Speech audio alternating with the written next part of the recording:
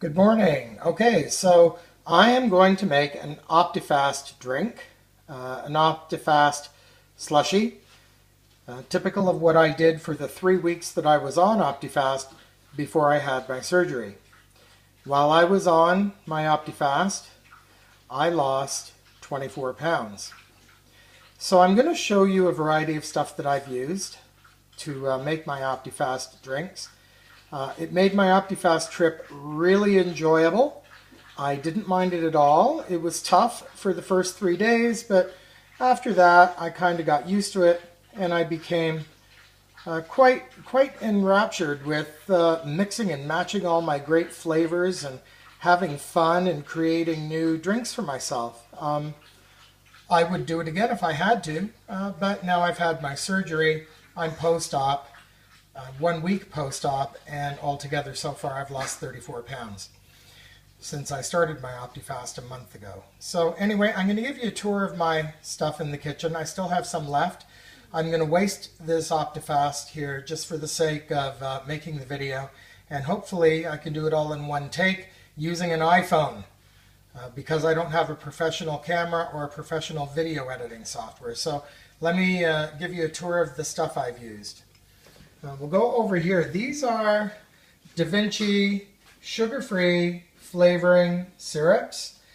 They're typical of what would be used by a barista in a high-end coffee shop. They do also make them complete full of fat and sugar, but these ones are sugar-free. Now these ones do contain artificial sweetener, and if you're not a fan of artificial sweetener, don't use them, because they will create that artificial sweetener taste in your mouth and on your palate. I'm not a big fan, so I also used these ones over here. This is natural vanilla, the best vanilla I could get.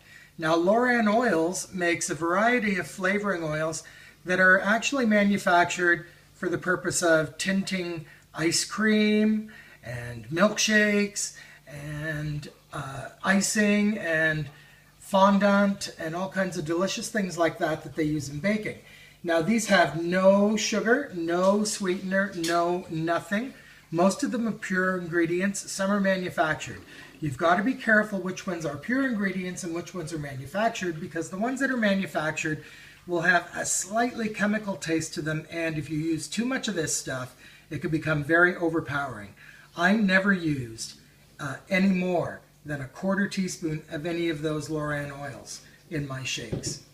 And if you're using a combination of artificial sweeteners, don't use, artificial tastes here, artificially manufactured flavors, don't use more than 1/8 of a teaspoon of each of them, because they will combine and that chemical taste will come back.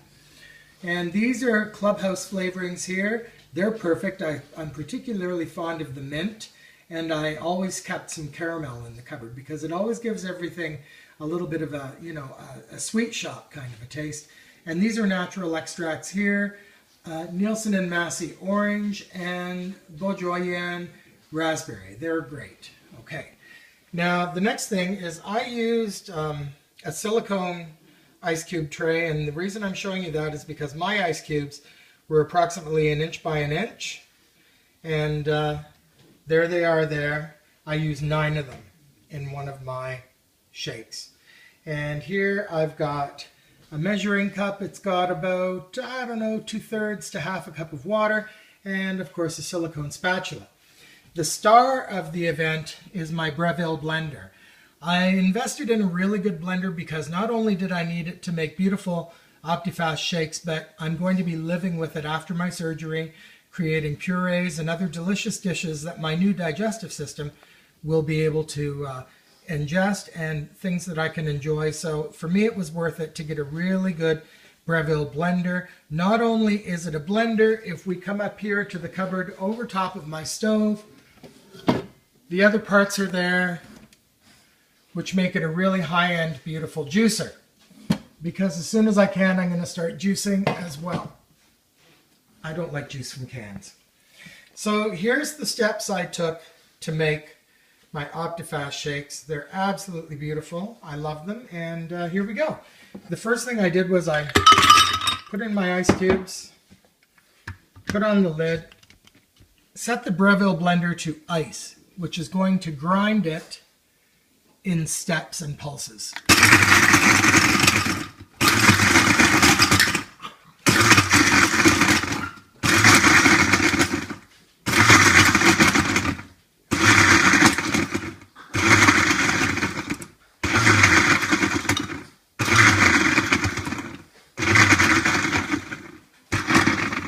So that was pretty much done in 10 pulses. And you can tell when the cubes are broken down and the ice actually starts creeping up the side of the pitcher. So I'll take off the lid now, take my spatula, and jam everything down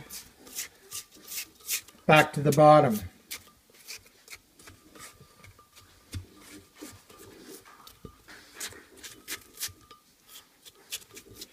Now I'm going to select a couple of flavors that I really enjoyed from my flavorings over here. I think I'll use some vanilla. I'm going to use some caramel. And today I think we are going to go for a little bit of coconut as well, is a good one, which will mix really nicely, I think, with just a tang of a nutty taste from amaretto. Now I'm going to set my phone down while I open these bottles, so it'll just be a second here. There. I don't know what you're seeing, but hopefully you can still hear my voice. I'm going to open the containers.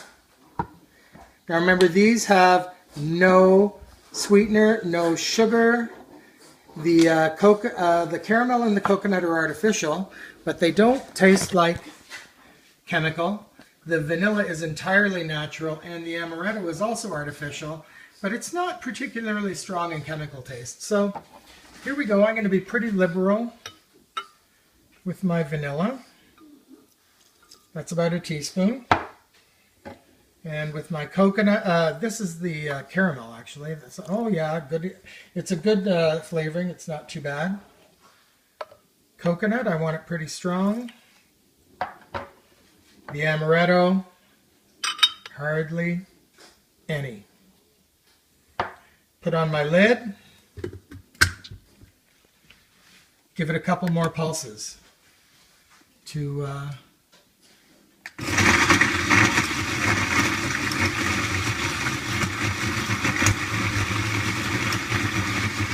incorporate the flavoring into the ice. I'm going to add the water. I'm going to add my Optifast. And now my Breville blender has a great setting on it called Smoothie. So I'm going to put it on the smoothie setting. If you don't have a smoothie setting, just pay attention to what my blender does to make this thing absolutely perfect. If you do have a smoothie setting, go ahead and use it. And you can tell when your shake is ready just by looking. So here it is on smoothie setting. Once again, pay attention to what the blender does, because if you don't have a smoothie setting, you can do this by hand by pushing your buttons. So we've got a blend cycle. Should stop for a second and pulse, and pulse, and pulse, and a little more blending. And that's done. Oh no, it's going to pulse some more.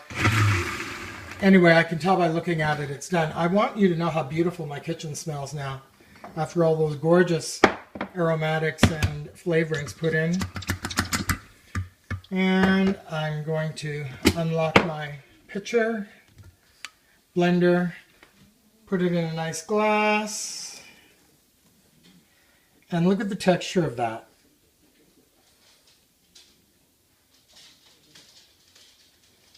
I can tell you, I can't have any now because I've already had my surgery, and this will probably blow my pouch out if I'm not very careful about what I put in it right now. But I would then put a nice pink bendy straw in it, and sometimes you can even eat the first part with a spoon. It's that thick and beautiful. And that is how I make my Optifast shakes. Another thing you can do is explore using cocoa. You can put a tablespoon to a tablespoon and a half of cocoa in your shake, and it isn't going to affect the carbs all that much, just by a couple of grams. So enjoy your shakes, and here's to some good health coming forward in your life. Bye now.